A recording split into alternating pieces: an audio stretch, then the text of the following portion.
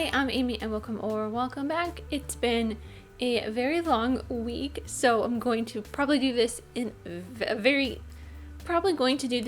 quickly, although I do have a pretty big haul compared to the last couple months. And at the top, I just want to let you guys know that most anything in this haul, I will have Amazon affiliate links in the description if you want to get anything that I have in my haul for the month of May. You can get those, and if you purchase anything with those links, I'll get a small percentage that'll help make this channel even better. And I know you guys are probably all wondering, because it was like the hugest deal, it was like basically the only thing my haul video was about last month, is the deal with the Amy Winehouse vinyl. I'm just gonna do it up front because it's actually kind of a weird story. I have it here still. I have not opened it yet. I will do that in a second. But they are sending me a replacement vinyl, and I was supposed to have my one for this month already. Haven't gotten that yet. Hasn't even shipped out yet. And I won't have one for the next month because, I skipped the next month because I'll be getting two for this month anyways. But yeah, so I have not gotten anything from them in a while, but it took them 2 weeks, over 2 weeks, like 2.5 weeks to respond to my email about this vinyl. So I don't know, they may be have a ton of orders coming in right now. I don't know. But anyways, let's look at what the Amy Winehouse vinyl looks like. This I will link in the description as close as I can. If this is like a special edition, like a special pressing color, and it's not like a normal black vinyl, I'll have the closest I can find to this album in the description on Amazon. And I'm gonna assume that it's just a regular black pressing. And it is. It's just a regular, black vinyl. So, kind of anticlimactic with that one. I was kind of hoping... I have a gray hair. I was kind of hoping that I could get the album that I had actually ordered for that month. I got this one instead, so for April. But, the one that I am getting in replace of this is actually a really good one. And it's actually kind of even better than the one that I had been getting previously. So the rest are actually Blu-rays and a DVD. So exciting. The first one is the final season of The Good Place. I love the show. If you have not watched this show, I highly recommend it. It is amazing. It's so good. It's so funny. It's created by the same guy who did Parks and Rec, so it's good. Yeah. There is, I believe, a final, our complete series that I probably will get. It's on Blu-ray.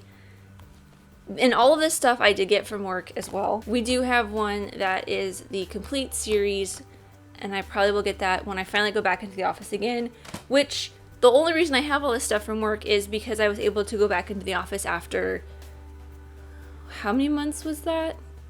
So 12, 13, 14, almost 15 months that I have been away from my actual desk. So all of this stuff is because I went into the office for 2 hours to go do some work. But even though all my work is here, but it was something that I needed to get from the office. Anyways, let's go on. Let's keep going. Next is Twins. Danny DeVito, Arnold Schwarzenegger. It's a classic. It's not the world's greatest movie ever, I think. Yeah, that's just... The inside is Danny and Arnold. I love both of them. I feel like Arnold Schwarzenegger is one of the greatest underrated comedic actors of all time. I honestly... He's not an action star in my heart. He is a comedic actor, and I don't think he does it on purpose, which is what makes it even funnier to me. So Arnold Schwarzenegger and Danny DeVito are just, I wish they do more movies together. And next is Standing Up, Falling Down, which stars an actual two actual comedian actors, like they're actually comedic actors. Whoa, I just forgot Billy Crystal and God, Ben Schwartz. It's been a long week, long day. I'm blanking on everything, but Billy Crystal and Ben Schwartz, I really enjoyed this movie. It's like not my favorite movie in the world, but I love both Billy Crystal and Ben Schwartz. I really love Ben Schwartz. And he came into our office one weekend to do photo shoots. Actually, I think this picture was taken in my office that I work at, but it was on a weekend. And as much as I tried to get my friend who was the photographer on the shoot to let me come in and PA for him, he was like, no, I'm not letting you, because you would probably just fangirl all over Ben Schwartz, which I probably would have. But it was in the middle of October, and I had a Disneyland calendar up on my wall, and it was, because it was October, it was a Haunted Mansion page, and Ben Schwartz wrote this cute little note. It's still at my desk. It's because it was from like 2019. I believe once it hit 2020, I turned it back to that October page and kept Ben Schwartz's note, stuck to it, because it was really sweet, and that's the closest I'll ever get to Ben Schwartz, I guess. Next is Tesla with Ethan Hawke, and I have not watched this yet, but I find Nikola Tesla interesting, and Ethan Hawke is a interesting person. I have heard tales from coworkers who have interviewed him that he is an interesting person to interview. The slip on the inside, like the reverse of the slip, is the same as the outside, and the same as the O card. But this is, I have not really heard much about this film. I haven't even looked it up on Letterboxd, but it's an IFC film, so I'm assuming it's going to be somewhat interesting, because IFC is hit or miss sometimes. Next is one that I have seen, and it is a horror film, 13 Ghosts. It is a remake of the William Castle film 13 Ghosts, which I love the William Castle one. This I talked about a little bit in what I watched, I don't remember when it was, but this has Tony Shalhoub and Matthew Lillard in it. I did not like this as much. I liked the William Castle 13 Ghosts a lot better, but that also might be a bias on my part, because William Castle is one of my favorite horror filmmakers, because The Tingler, which is one of his films, it is filmed in Percepto, which is a special kind of, it's a special gimmicky effect that you can only see when you were going to see the film in theaters in like the 1950s and 60s, which is like the only reason that I kind of wish I had grown up in that generation. And because movies were like extremely cheap, not like $15 for a movie ticket like they are here in LA, but I have A-list anyways. Where was I going? I love William Castle, and The Tingler is one of his films. It's my favorite horror film of all time. So I'm going to be biased a little bit more towards the original, because I also just really love, older films in general. I have a couple more horror films next. Yeah. Next is Ghost Ship. I have not watched this, but Dead Meat either did a podcast episode or a kill count episode on this. I believe it was a podcast episode, because I kind of remember Chelsea talking about it. But so that's pretty much all I know about it. Here's the reverse. I think I showed here's the reverse of the 13 Ghosts. So this is what the other side of the slip looks like. That's what I do with all of my Shout releases, is if there is a slip cover, I'll usually flip the inside one to the original and then have the new artwork as the outside. But anyways, Ghost Ship, I am interested to see this, just because I know it's kind of one of those early 2000s. I believe it's early 2000. Yeah, 2002. So that'll be interesting. But yeah, Ghost Ship, fun horror movie, probably a bad horror movie. I don't know. Next is Tales from the Dark Side, which this is, I believe, an anthology film, kind of like Creepshow a little bit. This is the inside slip, the original artwork, but the only reason I got it is because it's a horror film, like a horror anthology, pretty much. Yeah, a horror film and horror anthology. Basically, that's why I got it. Because I am trying to get more into horror films. So, I mean, I'm already pretty into horror films now. Steve Buscemi's in this. Christian Slater. Wow. Okay, anyways, sidetracked. I've been getting into horror films a lot more recently.